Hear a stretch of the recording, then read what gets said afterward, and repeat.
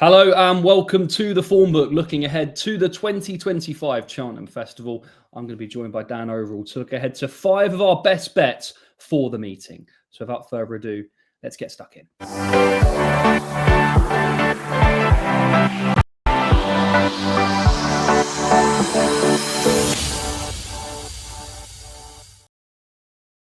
Yes, not long now until Jump Racing's Olympics. 4 days of fabulous action, which you can watch, of course, live on Racing TV. One man who'll be in attendance for a couple of days is Dan Overall. At Over and Clear is his Twitter handle if you want to find out more about Dan. But Dan, you've been a busy man, not just on the preview circuit doing plenty of stuff, but obviously for Racing TV as well at Wincanton yesterday. Just the 8-hour round trip for you.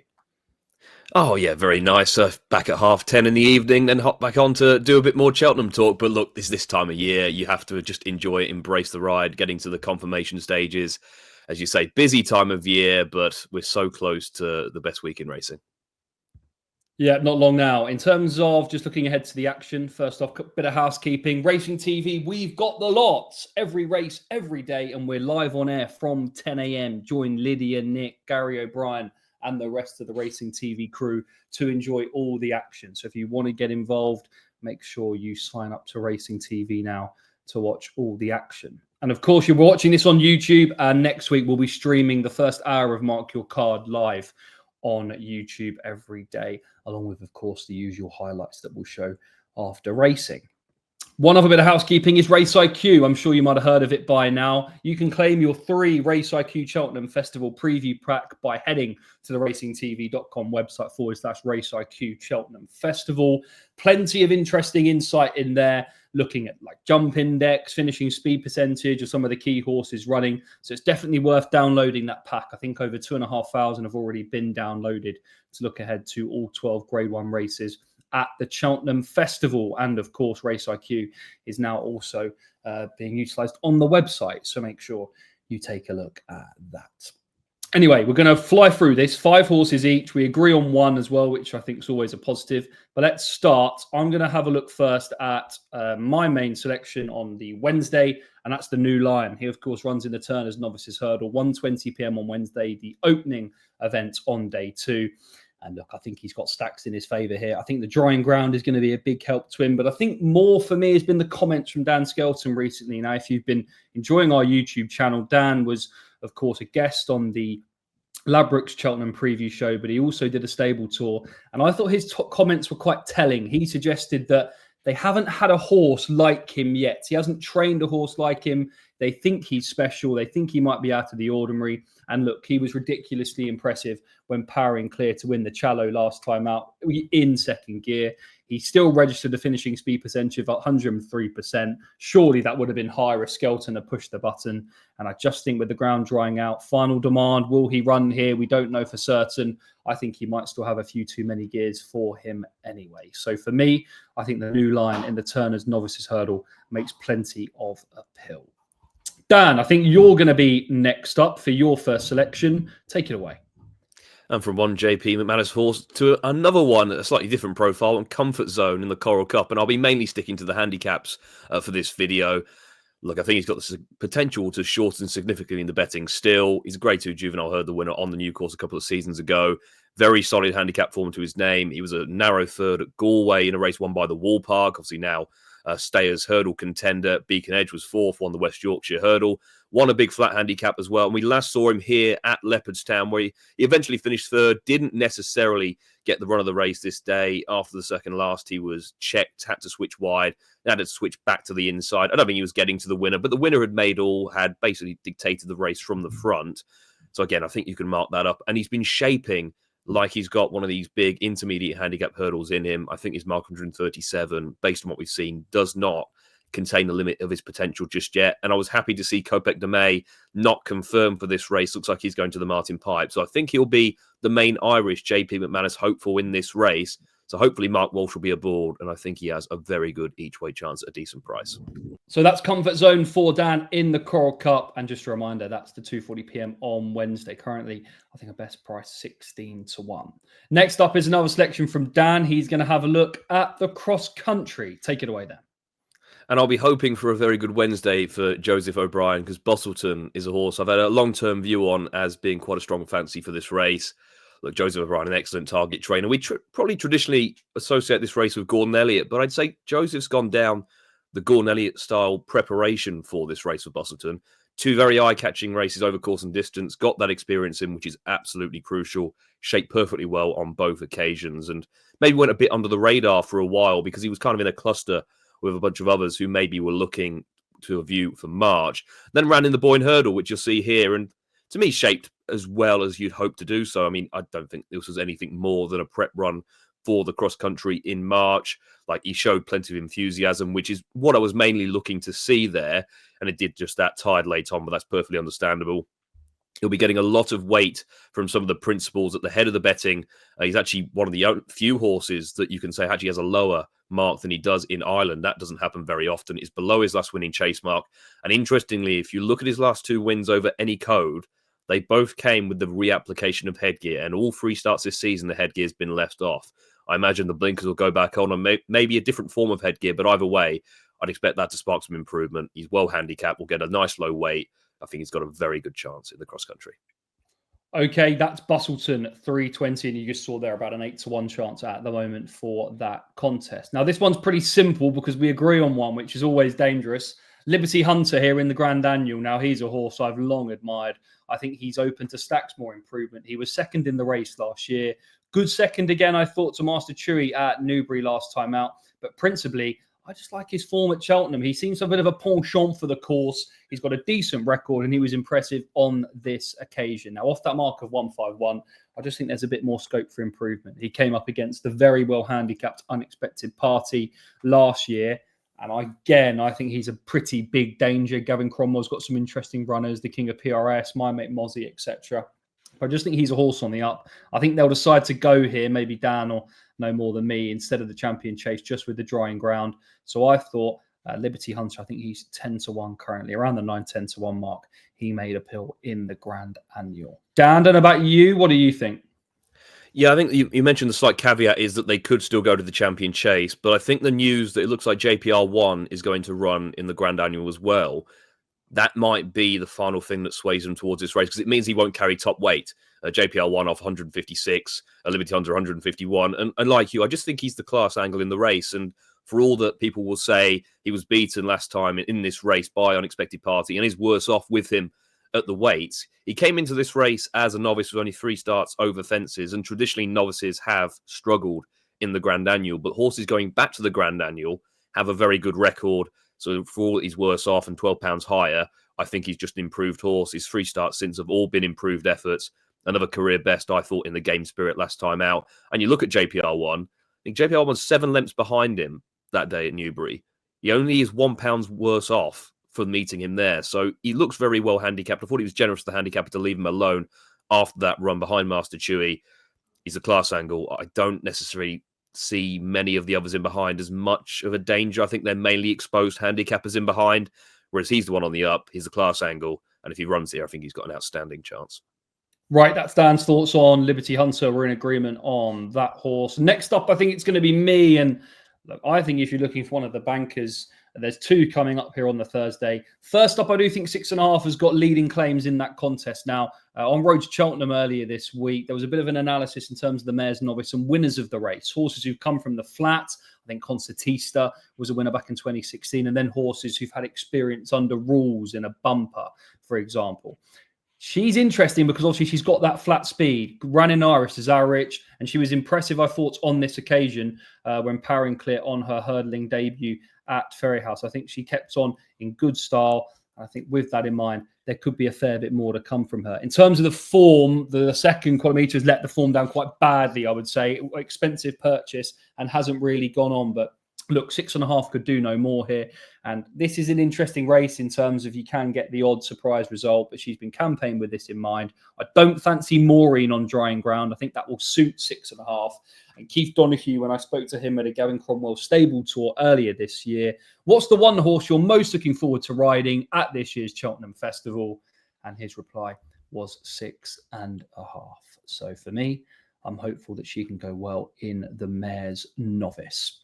I'll stick with me because in terms of maybe other bankers, look, Tiupu and Galopin de Champ, but Factor File, I think he's got outstanding claims in the Ryanair. He's seen the backside of his old foe, Galopin Des Champs, on his last 2 starts. No disgrace in either of those efforts. Does he stay the 3 miles? Well, in terms of Willie Mullins, he suggests in time he's still going to be a Gold Cup horse. But I think for the time being, going back to the intermediate trip is going to really suit. He was impressive over this extended 3 miles in the Brown Advisory last year. He powered on strongly on this occasion. It hasn't really worked out in terms of being beaten by Galopin Des Champs, but no shame in that. Back down to this strip. He beat him in the John Durkan over 2.5 miles as well. I just think he's got outstanding claims in the Ryanair. The obvious concern or the main danger is probably going to be Le Francais if he can get into a good river mount in front, but he might be contested for the lead. And I just think if you're looking at last year's bare form, Protectorat winning that, I think Factifile's a better horse than Protectorat. So if he's better than him, I think he's going to outbest him in this contest. So for me, Factifile, I think he's got leading claims to win the Ryanair. So that's 2 on the Thursday for me. And then hopefully Dan will pick up the pieces in the plate. Yeah, and a race in recent years has just been a repeat of course form that has often come to the fore. And I think with the new novice handicap coming back in, the new qualifications for novices, I think that trend's likely to continue with less novices going for the plate because they're not as eligible. And Gemirande won the December Gold Cup off a mark 136 earlier in the season. I think you can make excuses for his couple of starts since then. He reappeared pretty quickly on New Year's Day when the yard were going through quite a barren spell, having been in pretty good form in the late part of November and December. Then on Trials Day, a change of tactics. He's normally a horse that's ridden forward. They tried to hold him up on this occasion. Was actually coming into the race pretty strongly to 3 out, but made a bad error. That ended any chance. But he's been dropped a couple of pounds from mark 142. So I think that's still a fair enough handicap mark. And if they revert to positive tactics, that is generally tactics that see you to the best effect in the plate. You don't really want to be mid-div or held up. It's a race where the pace normally maintains itself, and here he is beating Madara. I was on Madara this day, and it was absolutely heartbreaking. But I'm hoping for a bit of late justice by getting on Gemirande for the plate instead this time. So if he reverts to those front-running tactics, we saw him to really good effect here. I think he's got an excellent each-way chance. And Venetia has a very good record in this race, and he ran pretty well at the festival last year in the Grand Annual, but this is definitely more his trip, and he is very ground versatile as well. I think the big thing that Dan's mentioned there is Venetia's got a good record in the race as well, so that bodes well for his chances. Couple more selections to come just after this.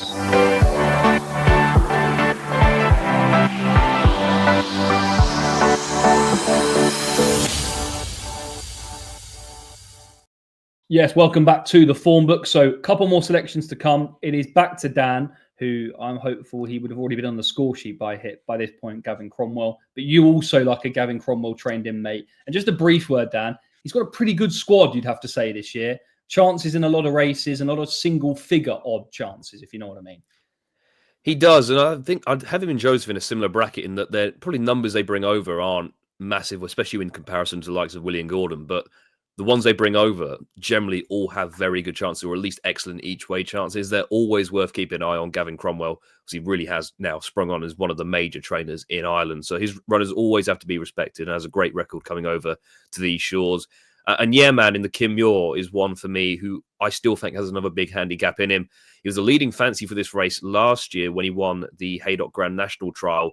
They went to the Irish National instead, which I think they were entitled to do given his performance at Haydock on heavy ground. That maybe was a bit of a bridge too far, and maybe the race at Haydock took its toll, was a bit disappointing there, but went off a short price for it. He's had a decent season so far, running in competitive handicap chases. He ran well in the Troytown and the Fiestes, was bowling along back in the Grand National Trial when a soft unseat. Pretty ground versatile horse, and it does shape like he's got another big handicap in him, and this would look as good an opportunity as I think he's likely to find, especially with the changes to the National Hunt Chase. Less exposed to sorts, less likely to come here. Obviously, Johnny, who currently heads the market, he wouldn't be for me personally. He's been quite a frustrating horse. Obviously, I can see the appeal of him being the unexposed one in the race, but seemingly needs to be fresh. Best at the start of the season, form tends to tail off. Wouldn't necessarily be the kind of profile I like. Whereas, yeah, man, rock solid in these kind of races, towards the head of the market, or towards the head of the weights, rather. But obviously, the yard won this race last year, albeit a very different type. I just think he's a solid one in here. Likely to give a good run for your money at an each-way price, and he does have another big handicap in him. I'm convinced of that. So that's Dan's 5. I'm going to finish off with a rival in the Kim Muir. Now, I'm going to put this out there. I'd never heard of John Flavin before a couple of weeks ago, but I'm sure he's a lovely man, but he also trains a fascinating contender in the Muir in the shape of Midnight Our Fred now. Many people say you missed the prices, was available at 18, 16s a week or so ago. But if you take a look through his back catalogue of form, I think there's a lot there that offers promise that he can run well. First off, let's have a look at his second in the Paddy Power. This, of course, came to Percival Ogawa, a stablemate of Dan Selection. Yeah, man. He's up in the van the whole way. He runs well. And obviously keep an eye on the fourth here, which is Nick Rocket. Now, of course, he's gone on to win the Fiestes. He then backed it up with another victory and is now obviously a single-figure chance in the Grand National. I think that's decent enough form. It's been franked. Hopefully he can build on it. Also, he's not short of a bit of pace, judging by this performance at Gorham Park. I don't know much about the opposition, but just look at the way he quickens on in the closing stages. And crucially, he has form at Cheltenham over this sort of trip. He's already had experience at the track. I think that bodes very, very well for his chances. And I think he's a fascinating runner. I'd be disappointed if he's not at least in the first four here, Midnight Our Fred. I just like here under Danny Mullins. He just quickens up nicely in the closing stages. And this is over 2.5. So, look, he's a horse, I think, who's on the up. Hopefully, John Flavin, he can have that Cheltenham Festival winner.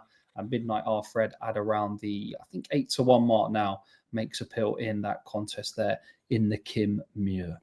So let's just briefly go through all the selections once again. The new line in the Turners for me, Comfort Zone in the Coral Cup for Dan, Busselton in the Cross Country for Dan, Liberty Hunter, 2 Dans in agreement here in the Grand Annual, 6.5 for me in the Mares Novice, Fat to File in the Ryanair for me, Gemirande for Dan in the Plate, Yeah Man in the Muir for Dan, and Midnight Our Fred for me in the Muir. So that's a brief look at 5 key horses to follow from both of us for the meeting. I'm going to throw this on Dan because I didn't tell him this before the recording, but just on the shorties, Dan, if just a quick sort of this or that banker in terms of the shorties of the meeting. I think if outright banker would probably be Madgeborough based on the opposition and what he's shown thus far, but obviously his odds on. I think of the odds against ones, I'd be strong on Ballyburn, to be honest. I just think he's slightly classier than his opposition.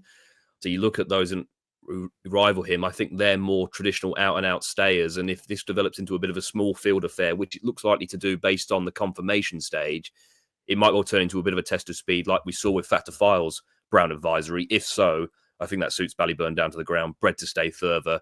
And I think at his current price of around 7-4, 15-8, I think that's still pretty generous. And finally, one favourite that you can't have. One that I can't have. I'd be quite happy to take on Final Demand if he runs in the Turners. And I'd be with the new line like you would be. For the reason you outlined, I think the new line is the one who potentially could have dropped down to the Supreme if needed, whereas Final Demand, I think, is a proper stayer. And as the ground looks like it might be riding on the quicker side, I think his natural pace may be more advantageous. Look, Final Demand has done nothing wrong. I just see him as more of a staying type. Nathaniel Lacey's haven't produced many, well, festivals in general, but not many Turners winners. I guess you can say the same of the Challow, but I would agree with you on the new line that he looks a bit different. He doesn't look like your typical Challow hurdle winner. He looks a bit out of the ordinary to me. Okay, in agreement. I think, yeah, we'll be taking on Final Demand in terms of the banker. He's getting a lot of criticism, but I don't really know what Tuipu's done wrong. He's just been chilling at home, waiting for the stairs hurdle. Is it that good a Renault? Rocky's Diamond, I think, is the new young kid on the block. Lucky Place as well, but I think it's hard to knock his form. Right, so there you go. Brief look ahead to all the action. Just a quick reminder, in terms of Cheltenham, Racing TV have got the lot. So every race, every day, live from 10 a.m. with Mark Your Card. Remember, you can watch that first hour on YouTube for free. And obviously, we'll be pumping up the replays and interviews and best bits all on our YouTube channel throughout the meeting. Thanks very much to Dan. Thanks very much to you at home for watching. Good luck with your bets next week. And let us know in the comments of any fancies that you might have for the festival. But for now, make sure, please, that you gamble responsibly. But most importantly, enjoy the action at Presby Park. 4 days. Jump Racing's Olympics live on Racing TV.